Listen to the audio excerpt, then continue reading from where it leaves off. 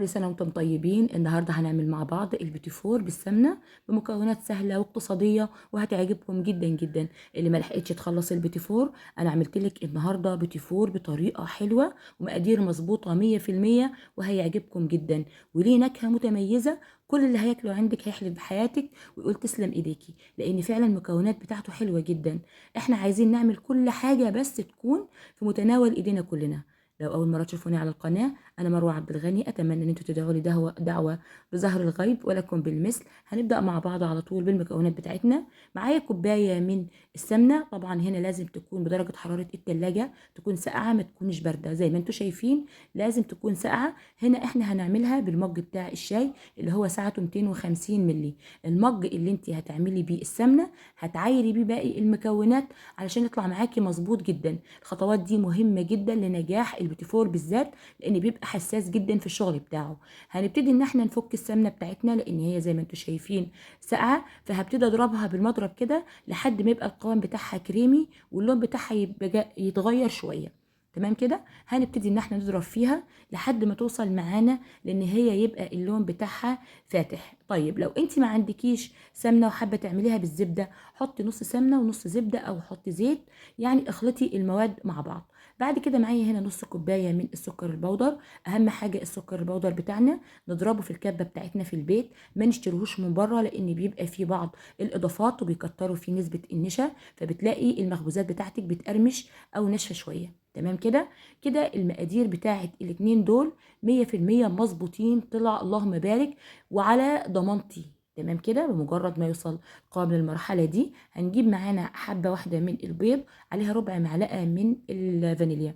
لو عندك بواكي هتحطي باكو للبيضه، مش اكتر من كده. الثلاث مكونات دول اساسيين وبساط جدا جدا واقتصادي، وهتتفرجي على الجمال اللي هيطلع بيه. هتبتدي ان انت تضربي بشكل مبرح كده زي ما انت شايفه بالشكل اللي انت شايفاه ده، على طول على طول كده بضرب. يعني ايه، انا عايزاها تبقى معاكي كريمي، تمسكيها كده تحسي ان هي جواها هوا.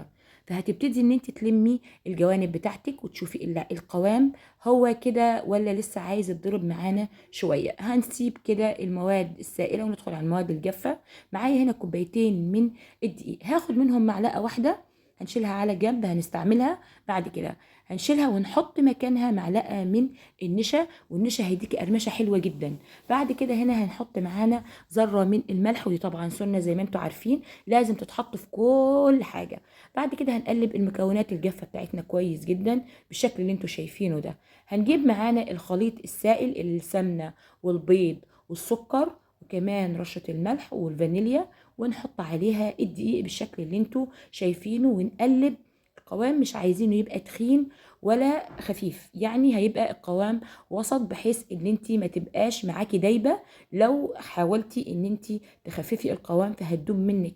احنا عايزينها تتمسك كده تتاكل وفي نفس الوقت تبقى دايبه. هنشيل المكونات بتاعتنا وانا هعمل معاكم هنا بالكاكاو فهتشوفوا الطريقه. هنجيب معلقه من السمنه عليهم معلقتين من الكاكاو ونلفهم كويس جدا، نضربهم ببعض علشان اللون يبقى موحد، ما يبقاش اللون مبطش، يعني ما يبقاش هنا فيها كاكاو وهنا ما فيهاش كاكاو، لا يبقى اللون بتاعها حلو وياخد كمان القوام المظبوط، لانك انت هتتعاملي معاها معامله الدقيق. يعني انا هنا بتعامل مع القوام بتاع العجينه دي كانه دقيق بالظبط. هجيب معاكم هنا تقريبا نص الخليط بتاعنا اللي هو الابيض الفانيليا، وهحطه على الخليط اللي موجود فيه الكاكاو وهبتدي اضرب فيه. لو حسيتي ان العجينه بتاعتك لسه سايبه معاكي ممكن تحطي معلقه كمان من الكاكاو، لان انا شفت ان اللون بتاعها يعني الكاكاو فاتح مش غامق ان هو يظهر معانا. تمام. الكاكاو اللي انا مستعملاه النهارده ده اسمه كاكاو اسباني، حلو جدا جدا، بنستعمله في كل الحلويات بتاعتنا. جميل. انا حطيت معلقه كمان كده 3 معالق على معلقه السمنه، وهتبتدي ان انت تضربيه كويس لحد ما يوصل معاكي للقوام ده. نخلي بالنا من القوام كويس جدا، بتختبريه بايدك الناحيه التانيه كده وتلفي كويس وتشوفيها طريه وجميله مش اكتر من كده. زي ما انتم شايفين الطريقه سهله جدا. وادي كمان القوام الكريمي، انا حطيت له المعلقه اللي باقيه من الدقيق لان كان سايب معايا شويه. دي بالنسبه للبلابل اللي احنا هنشتغل بيها، دي بتاعت البلح الشام، والتانيه كانت خاصه بالبيتي فور. انا في البدايه كده هعمل معاكم اي شكل عشوائي عشان نختبر العجينه بتاعتنا ندخلها الفرن. طبعا هنا الفرن كنت مشغلاها قبلها ب10 دقايق. هتشغلي الشمعه اللي تحت بس، مش هتشغلي الشوايه ابدا، سواء فرن غاز او فرن كهرباء او فرن البوتاجاز. مش هنعتمد على الشوايه ابدا. خلاص طلعت معانا حلوه جدا، ما فرشتش معانا ولا اي حاجه في الفرن. فبعد كده انا اعتمدت الطريقه وعلى طول قطعت باقي الكميه زي ما انت شايفه كده بايديا. يعني حتى الكيس انا شلته لاني انا مش محتاجاه، العجينه سايبه معانا وزي الفل. كده بتاخدش معاكي وقت. بتحاولي ان انت تساوي الوش، لو في بعض يعني اي شكل كده يعني مش تمام، هتحاولي ان انت تظبطيه بايدك بالشكل اللي انت شايفاه ده. فعلا طريقه سهله وجميله. اللي ما عندهوش كيس حلواني هيشتغل بالقمع بتاع بلح الشام زي ما انت شايفه. انا حابه ابسط لكم الطريقه لكل الناس، كل اللي حابب يعمل بالطريقه دي. هنا دي البلبله دي انا جبتها من عند مستلزمات الحلواني ب 15 جنيه، خاصه بالبيتي فور. حابه تحطيها في كيس الحلواني وتشتغلي مفيش مشكله، بس انا بشتغل بايدي. انا كده بحس ان هي كده اسرع وبعرف اتحكم فيها اكتر.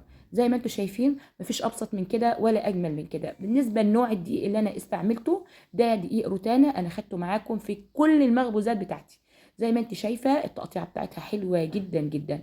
لو حضراتكم هتشتغلوا بالمكنه بتاعت الكبس، هي مكنه البيتي فور، هتديكي اشكال طبعا كتيره، والعجين هتبقى برده حلوه، ما بياخدش معاكي وقت في التقطيع بتاعه، بيتعمل بسرعه.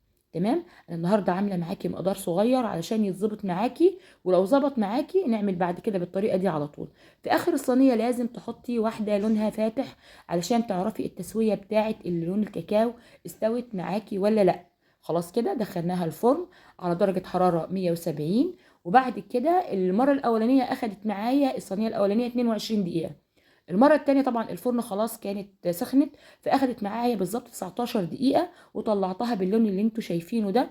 ما تخليهاش تقعد اكتر من كده معاكي في الفرن علشان ما تتحرقش. بالنسبه للون اللي من فوق هو ده اللون الطبيعي بتاعها، مش هتبقى معاكي فاتحه يعني غامقه، لان طبعا انتي بتشغلي الشوايه، ما بتشغليش الشوايه ابدا، بتعتمدي على الشمعه اللي تحت. فكده التسويه بتاعتهم اللهم بارك زي ما انتم شايفين كميه حلوه جدا على المقدار اللي احنا عامليناه. بالنسبه للحشوه بتاعتنا، انا هنا معايا شوكولاته بتاعتي سيحتها على حمام بخار، وبعد كده حطيتها على طول. عباره عن ايه؟ شوكولاته ومعلقه من الزيت ومعلقه من اللبن، بتسيح معاكي على طول. بتحطيها جوه وحده البوتيفوره، وبتحطي البوتيفوره التانيه، بتحاولي تخلي الاتنين قد بعض بالظبط. انا هحشيهم كلهم، وبعد كده هعمل معاكم المرحله التانية اللي هي بتاعه التزيين. تمام. والناحيه التانية كمان معانا هنا مربى فراوله، انا عاملاها في البيت وهعملها معاكم بعد كده، بس معلش ان انا كنت عاملاها على عجاله ما قدرتش ان انا اصورها معاكم. تمام كده. ما اشتريناش اي حاجه من بره. الشوكولاته بتاعتنا هنا اسمها سما، حلوه جدا وليها طعم جميل جدا جدا في البيتي فور النهارده. زي ما انتم شايفين الطريقه بتاعتها حلوه وسهله جدا. بتجيبي واحده البوتيفورا وتحطي جواها المربى، بس المربى بتحاولي تضغطي بايدك شويه علشان تطلع من بره، وتعرفي تحطي اي حاجه هتزيني بيها. بعد كده انا عامله معاكم حاجات اقتصاديه وسهله جدا، الكل هيتشجع ويعملها. ومش بس في رمضان، ممكن تعمليها بعد العيد في اي وقت تكوني نفسك في حاجه من مخبوزات العيد تعمليها، هتبقى معاكي حلوه جدا وجميله بالشكل اللي انت شايفاه ده. هنبتدي ان احنا نعمل كل الكميه بتاعتنا بنفس الشكل. انا عامله جزء بالفراوله، جزء بالفراوله والجزء التاني بالشوكولاته السايحه. وكمان ممكن تعمليها باي نوع مربى انت حباه، مش اي نوع انت بتحبيه. بس مربى الفراوله انا عاملاها يعني في رمضان، متوفره موجوده عندي، فلازم اعمل بيها المخبوزات، مش هشتري من بره. بتحطي الاتنين على بعض، او ممكن تحطي اللي بالكاكاو وحده واللي بالفانيليا وحدها، يعني براحتك على الاخر. التشكيل ده بارادتك وحره انت تشكلي فيه كيف تشائي، يعني بالشكل اللي انت شايفاه. تمام. هنبتدي ان احنا نكمل كل الكميه بتاعه البيتي فور بالشكل اللي انتوا شايفينه ده. طبعا بالنسبه للحشوه انا يعني بنبه حضراتكم، المربى بتخلي الحاجه تطرى بسرعه، هتخلي معاكي البيتي فور يبقى طري قوي. فحاولي لو قبلها بحاجه بسيطه جدا يعني تحشيها بالمربى، غير كده هتبقى معاكي دايبه قوي، مش هتعرفي حتى تمسكيها. فبرضه الخطوات دي معلش نخلي بالنا منها. زي ما انتوا شايفين انا بحاول اخلي كله حجم واحد، ان انا احط الاتنين على بعض، فبتحاولي تخليهم الاتنين قد بعض. هتحشي كميه البيتي فور كلها. انا كده بحاول ان انا اسهل على نفسي زي ما انتوا شايفين. تمام كده. بالنسبه للتسويه نخلي بالنا من الفرن، لان النواعم دي بتستوي بسرعه معانا، فنقعد رايحين جايين على الفرن، ما نحطش المخبوز بتاعنا ونسيبه ونروح نطبخ، او لا نخلي بالنا ان في حاجه في الفرن، لان فعلا لو يعني اخدت درجه حراره مرتفعه طبعا هتتحرق معاكي، وبعد كده هترمي الكميه، واحنا مش حابين ابدا نرمي اي حاجه في الغلاء اللي احنا فيه ده. انت مكلفه برضو مش مكلفاش، فنخلي بالنا من حاجتنا احنا وشغالين فيها. ودي نصايح يعني اساسيه في حياتنا، نخلي بالنا من اي حاجه احنا بنعملها. هنضغط بايدينا ضغطه بسيطه كده على واحده البيتي فور، واللهم بارك طلعت معايا كميه حلوه على كوبايه السمنه وكوبايتين الدقيق. اللهم بارك. زي ما انتم شايفين رضينا الاولاد وفرحناهم، وريحه البيت خبيز، ويا كحك العيد يا بسكويت زي ما احنا بنقول. والطريقه دي صعيديه 100%، نسيت اقول لكم من البدايه. الطريقه دي انا طول عمري بعمل بيها، طريقه معتمده من زمان من زمان، ما بغيرهاش بصراحه.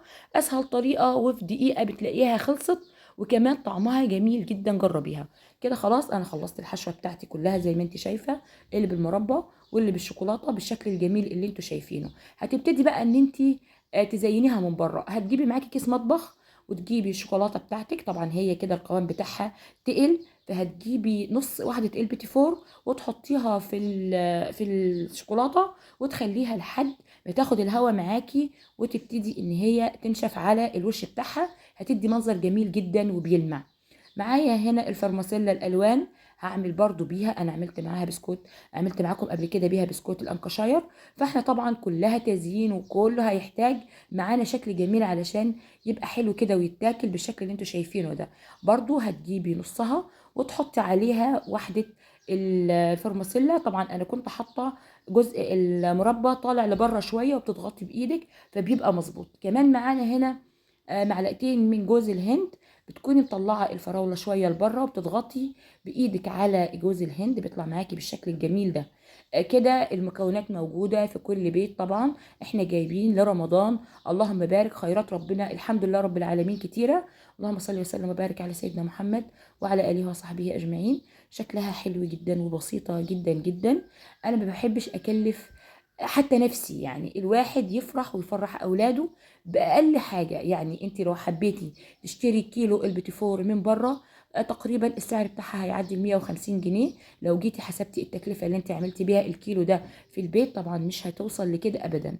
تمام. زي ما انتم شايفين الشكل بسيط جدا وجميل جدا جدا ومناسب. ولغير الطعم، يعني انا بقول الطعم بيبقى احلى من الشكل بكتير. اللهم بارك. طبعا جميله جدا جدا ومستويه حلو وتسويتها جميله، واحنا كنا بنعملها احنا ومبسوطين، فعلشان كده طلعت اللهم بارك جميله جدا. انا احب اقول لكم جربوا الطريقه دي، وكل سنه وانتم طيبين، وان شاء الله ينعاد علينا وعليكم بالخير، وكل سنه وانتم طيبين. اجمل طريقه للبيتي فور. وكمان الطعم زي ما انتوا شايفين جميلة جدا، اللون بتاعها حلو جدا جدا. متنسيش بقى بمناسبة شهر رمضان الفضيل، قعدوا علينا وعليكم بالخير والعيد الفطر، نقول لمروة تسلم ايديكي، وكل سنة وانت طيبة، لان فعلا مجهود المخبوزات كبير. شكرا.